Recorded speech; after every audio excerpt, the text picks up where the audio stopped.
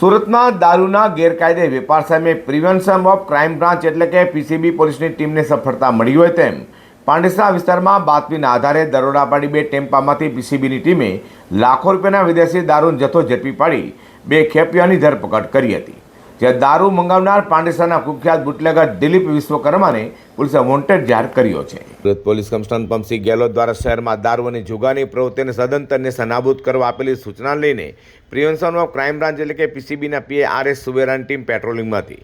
ત્યારે PSI S R. પટેલની ટીમના અનામ પોલીસ કોન્સ્ટેબલ મિતેશ મનસુખભાઈ, અનામ પોલીસ કોન્સ્ટેબલ રણવીરસિંહ વિક્રમસિંહને મળેલી બાતમીના આધારે પાંડેસરાના કલરટેક્સ કંપનીના ગેટ સામે રોડ પરથી પિકઅપ ટેમ્પો અને 3 વ્હીલ ટેમ્પોમાં સવાર મૂળ યુપી હાલ મુંબઈના થાણે ખાતે રહેતા વિનોદકુમાર રાધેકિશન યાદવ, બીજો પાંડેસરા ખાતેલા સીતાનગરમાં રહેતા વિવેક સત્યનારાયણ ગુપ્તાને દારૂનું કટિંગ કરે તે પહેલાં ઝડપી પાડી બંને ટેમ્પામાંથી 5,81,000થી વધુના દારૂનો જથ્થો કબજે કર્યો હતો।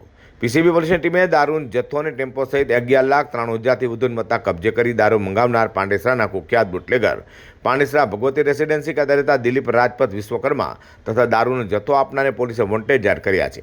પીસીબીના દરોડાને લઈને બુટલેગરોમાં રીસનો ફફડાટ જોવા મળ્યો છે।